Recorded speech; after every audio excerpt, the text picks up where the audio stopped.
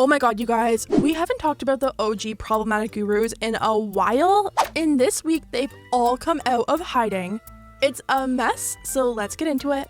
Before we get into the tea, I have to expose today's sponsor, Adam & Eve. Adam & Eve is an online adult store, and they've given me a discount code for you guys over the age of 18 to use. Just head over to adameve.com, and once you're done shopping, you're gonna want to use the code SPILL. Code SPILL is going to get you guys 50% off of one item in your cart and free shipping to the US and Canada.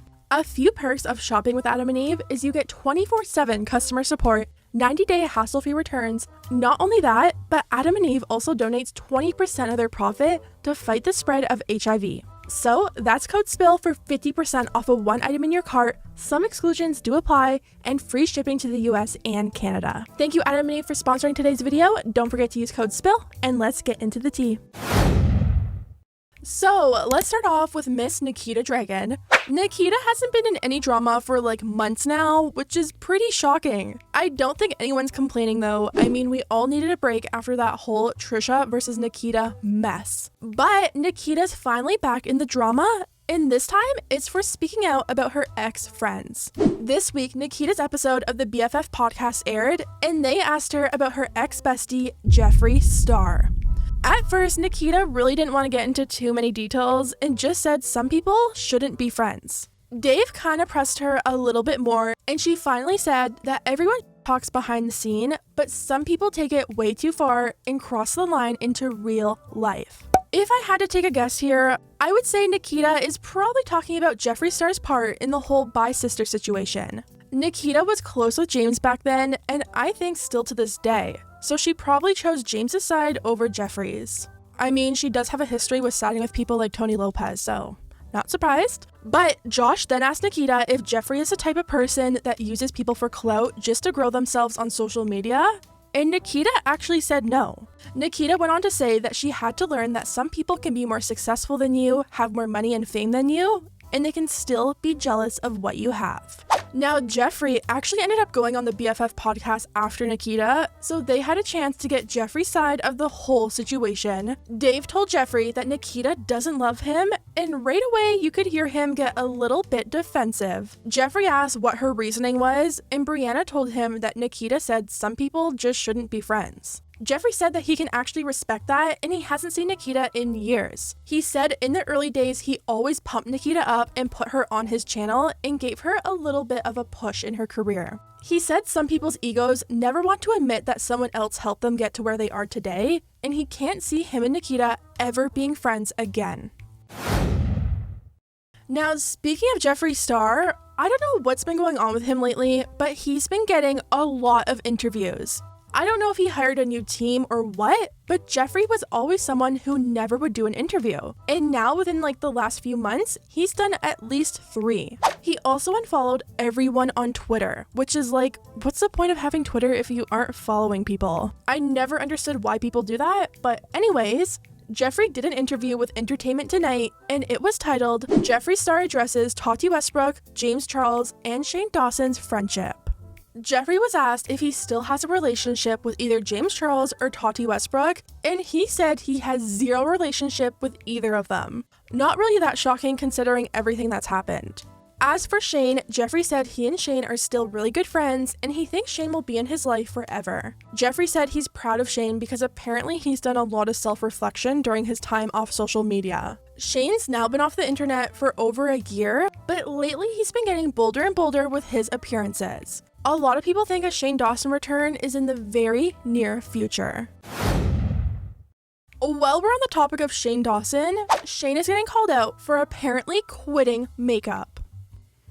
During the time Shane was launching his palette with Jeffree, his interest in makeup went from 0 to 100. There's been a lot of conversation around whether or not Shane's interest in makeup was ever genuine. A lot of people from day one thought Shane was just doing this whole makeup thing because he knew how much money a Shane Dawson palette would truly make. Leading up to the launch of the palette, he did show interest in experimenting with makeup. And as soon as the launch happened, we hardly saw him ever talk about makeup again. Shane actually launched a second channel called Shane Glosson, and it was supposed to be makeup related content, but that also never happened. Last year, Shane actually announced that he was officially leaving the beauty world, writing, "As for my channels, I'm done with the beauty world. I'm sure people are gonna assume that I only did it for the money, but that's not true. Makeup will now just be a fun hobby that I have to help with my anxiety." Well, it's been a year since Shane's exit from the beauty community, and now he's getting rid of his makeup. On Ryland's vlog channel the other day, Shane literally donated what looks like his entire makeup collection. He had boxes and bags filled with makeup to be donated and said that he still kept all his Jeffree Star cosmetics. I mean, while it's good that he's donating the makeup, a lot of people think that just goes to show he was never as serious about makeup as he once claimed to be. I'm sure tons of brands sent him PR when he was just getting into it, and now all he has left is his Jeffree stuff. People are pointing out that him keeping his Jeffree Star makeup seems like more of a keepsake for his palette and all the money that he made from it, and less of a collection because he's actually into makeup.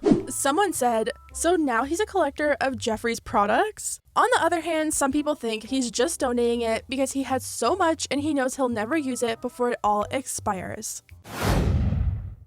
Moving on, we have to talk about James Charles. As we all unfortunately know, James has made his way back on the internet. He posted a video where he pretty much said there's no of James Charles, and then swiftly moved on to a makeup tutorial. The other day, James posted on his Instagram stories that he was looking to hire someone to make thumbnails for him. And if you've had experience working with marketing and thumbnails in the past, please send me a DM with examples of your work and your availability, and I would love to check them out and potentially get to work together. Thanks, guys. Kind of ironic that James is looking to hire someone to work for him when he's literally in the middle of a lawsuit for allegedly overworking and underpaying his past employee. People are also pointing out how strange it is that he's looking for an employee using his Instagram platform. Why can't influencers just post job listings and hire employees like normal people / employers? Can influencers just start putting jobs on Indeed? I guess James' Instagram does it all. It acts like a job hiring platform and a personal Tinder account. Hopefully the job hiring goes a little bit better than his love seeking though.